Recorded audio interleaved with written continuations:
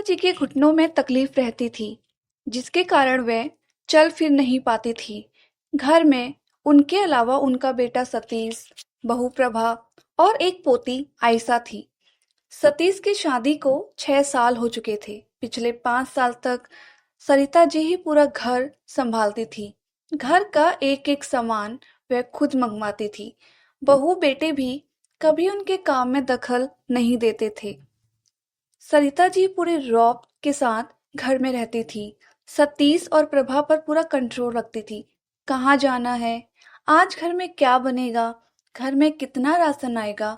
साथ ही सतीश की सारी सैलरी का हिसाब भी वे अपने पास ही रखती थी।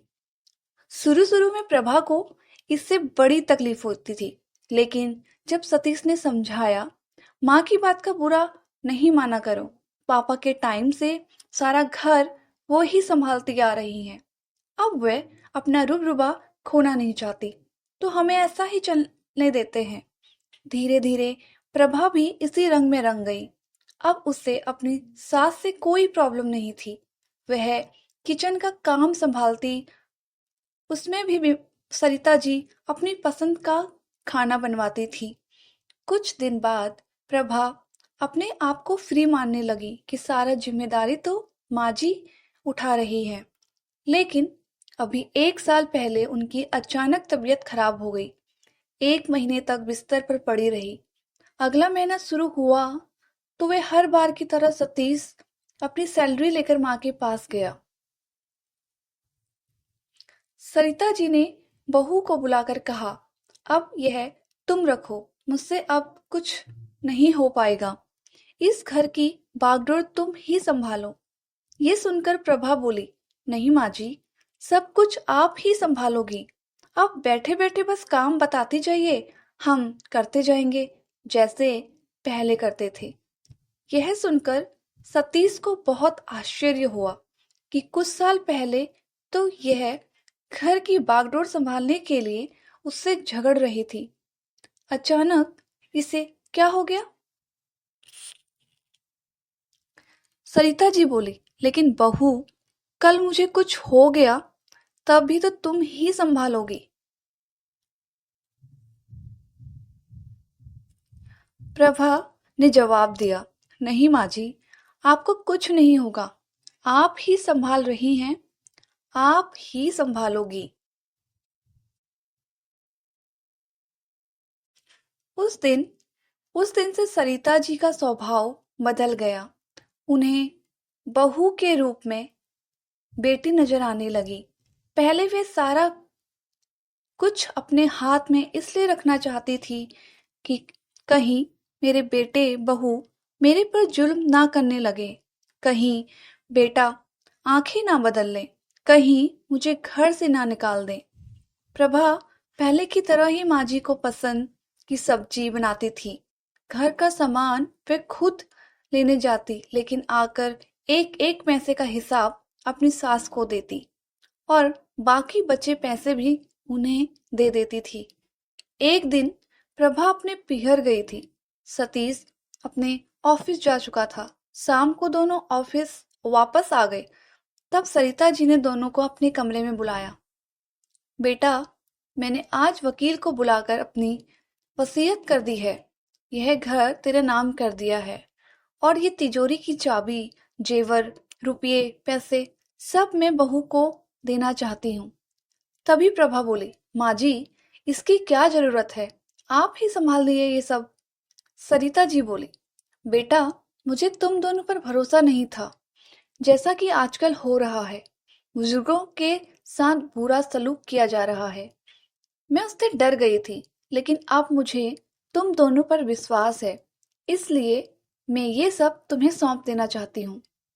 अगले दिन से प्रभा सब कुछ संभालने लगी। सरिता जी निश्चिंत होकर अपने कमरे में बैठी रहती थी। लेकिन उन्हें ये देखकर और भी आश्चर्य हुआ कि उनकी बहू आज भी उनकी पसंद का खाना उनसे पूछकर बनाती है। अगर दोनों कपड़े खरीदने जाते हैं तो पहले साड़ी अपनी सास के लिए ली जाती थी। प्रभा को अब तक आदत पड़ चुकी थी कि वह सारा काम माँ जी से पूछकर ही करे। 2 महीने बाद सरिता जी का देहांत हो गया। घर में रोना पीटना मचा था। 13 दिन तक मेहमानों का तांता लगा रहा। 13वीं के बाद सभी धीरे धीरे विदा हो गए। सतीश अपने ऑफिस चले जाते। प्रभा और उसकी बेटी दोनों घर में अकेले रह जाते। लेकिन प्रभा को कुछ भी ध्यान नहीं रहता। वह कुछ भी काम करने से पहले, जहां तक कि खाना बनाने से पहले भी माँ जी के कमरे में पहुंच जाती, उनसे पूछने। खाली पलंग को देखकर उसकी आंखों से आंसू बहने लगते। एक दिन वह उस कमरे की सफाई कर रही थी। तभी उसे एक खत मिला। उसने खत पढ़ा तो उसका ही नाम था। उसमें लिखा था, बहू, मैं जानती हूँ तू मेरे जाने के बाद भी मेरे कमरे में मुझसे पूछने आएगी कि माँ जी क्या बनेगा, क्योंकि तुझे मेरी आदत पड़ गई है और आदतें इतनी जल्दी नहीं बदलती। लेकिन बेटी, अब अपनी गृहस्थी संभालना सीख ले। अपने तरीके से अपनी गृहस्थी चला। हमारा समय और था, तुम्हारा समय और है। अपने पसंद का खाना, बाहर घूमना, अपने पसंद के कपड़े खरीदना, ये सब तुझे अकेला ही करना होगा। मेरी बातों से कभी तेरा दिल दुखा हो तो मुझे माफ कर देना। मुझे पता है जब तक मैं थी तू बेफिक्र थी, लेकिन अब तेरे सर पर छत नहीं है। तुझे ही छत बनाना पड़ेगा जिसके नीचे तेरा पति और तेरी बेटी सुरक्षित रहे और बेफिक्री रहे। मुझे पता है यह तू अच्छे से कर पाएगी। तेरी माँ, सरिता। खत पढ़कर प्रभा बहुत देर तक रोती रही। नहीं माँ जी, मुझसे ये सब नहीं होगा। मुझे वाकई ऐसा ही लग रहा है जैसे मेरे सर पर छत नहीं है और मैं खुले आसमान के नीचे हूँ, जहाँ बारिश, आंधी, तूफान सब आएगा। खत को कई बार पढ़ने के बाद प्रभा ने उसे सहज कर रख लिया। कुछ ही दिनों में वह एक माँ की तरह पूरा घर संभालने लगी। जब भी उसे कोई परेशानी होती, वह उस खत को निकालकर पढ़ती और दृढ़ता से डटकर हर मुश्किल का सामना करती। प्रभा को हर समय लगता था कि सरिता जी अब भी उसके साथ खड़ी है